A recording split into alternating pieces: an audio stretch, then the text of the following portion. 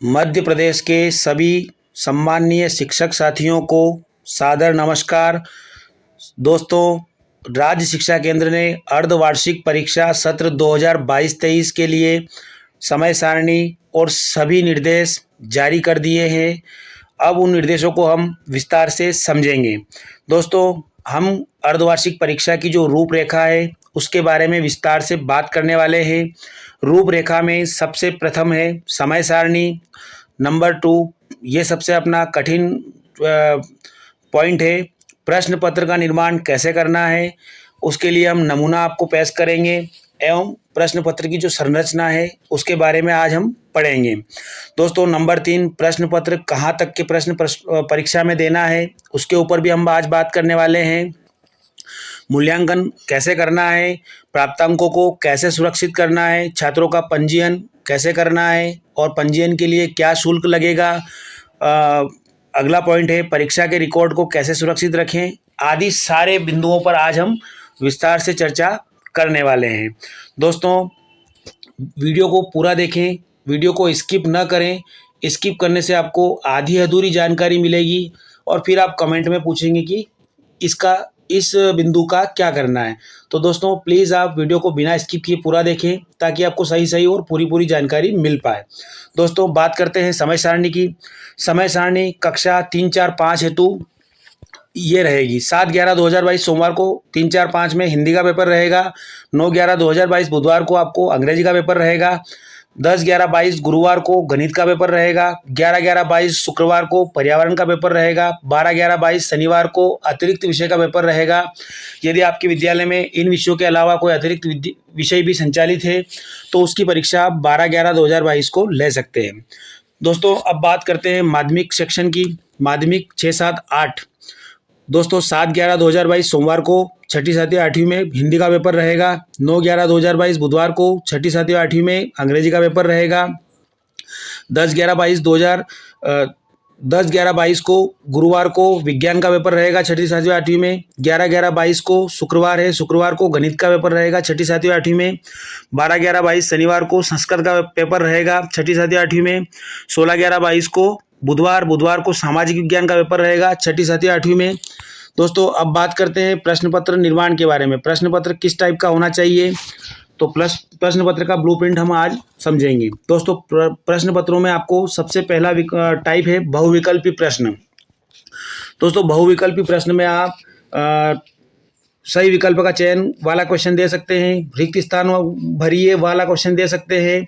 इसके अलावा आप एक शब्द में उत्तर दीजिए वो दे सकते हैं। इसके अलावा सत्य असत्य का चयन कर सकते हैं। इसके अलावा मैच द कॉलम का इसमें चयन कर सकते हैं। दोस्तों, इसमें आपको ध्यान रखना, पेपर के स्ट्रक्चर में आपको 10 क्वेश्चन पूरे करना है और सभी 10 क्वेश्चन एक नंबर के रहेंगे।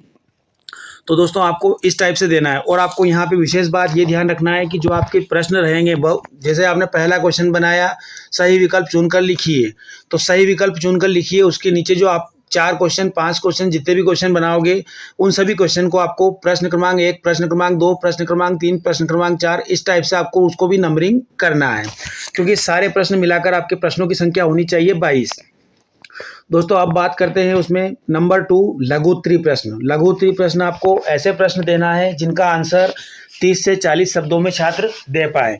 उसमें आपको 3 अंक के क्वेश्चन 10 प्रश्न देना है। इनको भी आपको कंटिन्यू जो आपके बहुविकल्पी प्रश्नों से जो कंटिन्यू आपका प्रश्न क्रमांक आ रहा है उससे आगे आपको कंटिन्यू करके प्रश्न क्रमांक देना है। यहाँ तक आने पर आपका प्रश्न क्रमांक 20 कंप्लीट हो जाएगा। उसके बाद आपको 2 क्वेश्चन देने हैं जो थोड़े लॉन्ग टाइप आंसर के होंगे, दीर्घ उत्तरीय प्रश्न। ऐसे 2 प्रश्न देना है, वो 5-5 नंबर के होंगे। ऐसे करके आपके 10 और टोटल हो जाएंगे 50 और कुल प्रश्नों की संख्या हो जाएगी 22।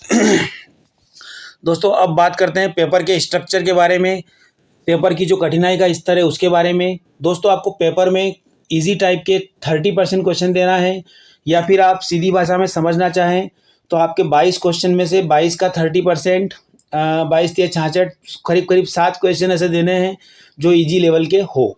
और एवरेज 50%, 50% मतलब 22 के 50 है 11, 11 क्वेश्चन आपको ऐसे देना है जो आपको एवरेज, ज़्यादा न तो ज़्यादा कठिन हो और न ज़्यादा सरल हो। और डिफ़िकल्ट टाइप में आपको 20% उसका लेवल रखना है पेपर का। 20% का मतलब है 1 या 2 क्वेश्चन आप ऐसे दे सकते हैं जो 1 या 2 नहीं 4 क्वेश्चन ऐसे दे सकते हैं जो थोड़ा से डिफ़िकल्ट लेवल के हों, जो छात्र कर पाएँ पर थोड़ा सा कठिन हो। दोस्तों अब बात करते हैं आपका पेपर प्रश्न पत्र का जो प्रारूप है। प्रश्न पत्र आपका किस टाइप से सेट होने वाला है। प्रश्न पत्र के ऊपर ऊपर आपको हेडिंग लिखना है, अर्धवार्षिक मूल्यांकन 2022-23। उसके नीचे कक्षा मेंशन करना है, विषय मेंशन करना है, समय आपको मेंशन करना है। उसके नीचे देखो दोस्तों, यहाँ पे सबसे ज़्यादा दिक्कत यहाँ पे आती है। हमने देखा है बहुत सारे साथियों ने बहुत मेहनत करके अच्छे से पेपर बनाए हैं बच्चों के लिए, लेकिन उनमें छात्रों के नाम लिखने की जगह का कोई भी उल्लेख नहीं किया है। तो ऐसे पेपर में छात्र अपना नाम कहाँ लिखेंगे, अपने अनुक्रमांक कहाँ लिखेंगे।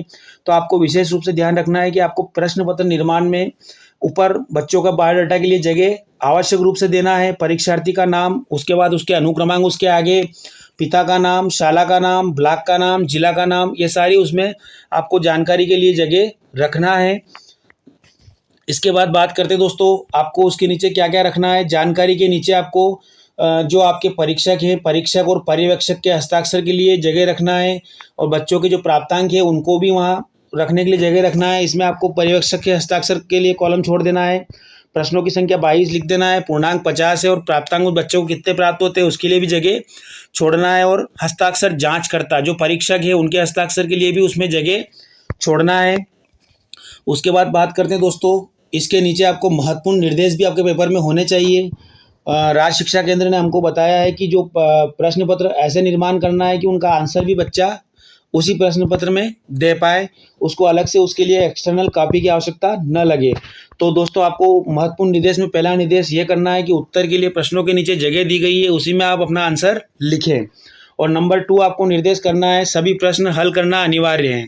उसके बाद दोस्तों बात करते हैं कि आपका प्रश्न पत्र किस टाइप का होना चाहिए। उसमें आप चाहें तो पहला क्वेश्चन विकल्प से बना सकते हैं, दूसरा क्वेश्चन रिक्त स्थान से बना सकते हैं, या पहला विकल्प दूसरा सत्य असत्य, या पहला विकल्प दूसरा आपको असत्य मैच दी कॉलम, ऐसे करके आपको जो उसके जो 10 क्वेश्चन है उनको पूरा करना है। उसके बाद लघुत्तरी क्वेश्चन में आप अपने हिसाब से सेट कर सकते हैं और दीर्घ उत्तरी क्वेश्चन में भी आप सेट कर सकते हैं। दोस्तों यहाँ पे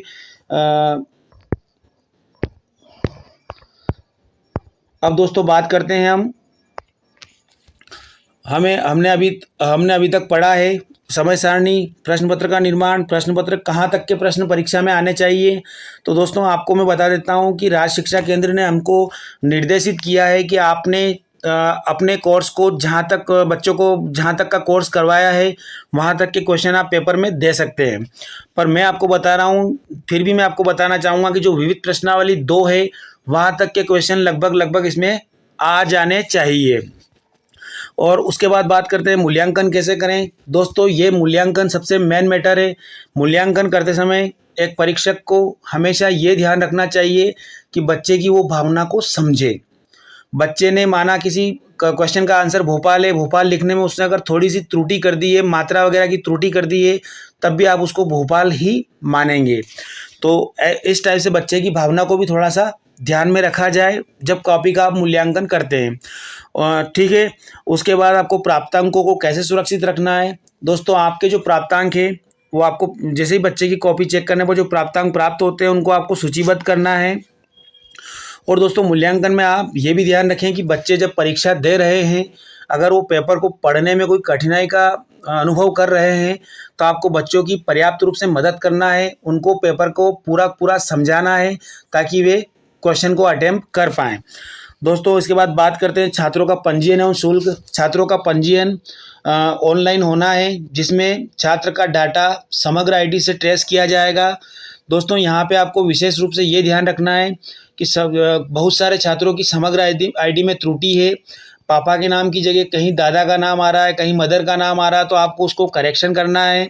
और परीक्षा के लिए जो शुल्क है उसके लिए अभी कोई निर्देश नहीं है। परीक्षा का शुल्क हमें एक साथ जमा करना होगा। आगे बात करते हैं परीक्षा को रिकॉर्ड को कैसे सुरक्षित रखें। तो दोस्तों परीक्षा में जो बोर्ड कक्षाओं के प्रश्न पत्र है उन्हें आप फाइलबद्ध करेंगे, प्लस जो आपके बच्चों के प्राप्तांक की जो सूची है उनको भी आप फाइलबद्ध करेंगे और ऐसे करके अपना रिकॉर्ड बिल्कुल सुरक्षित रख सकते हैं। तो दोस्तों आज की वीडियो आपको कैसी लगी? यदि अच्छी लगी हो तो प्लीज़ वीडियो को लाइक करें और दोस्तों में शेयर करें। और दोस्तों आप यदि हमारे चैनल पे नए हैं तो वीडियो के नीचे दिखाई दे रहे लाल रंग के सब्सक्राइब बटन को दबाकर पास के बेल आइकन के आल पर क्लिक करें, ताकि आने वाले समय में हम जो भी आपके लिए नॉलेजेबल वीडियो अपलोड करते हैं उसका नोटिफिकेशन सबसे पहले आप तक पहुँचे। दोस्तों नमस्कार,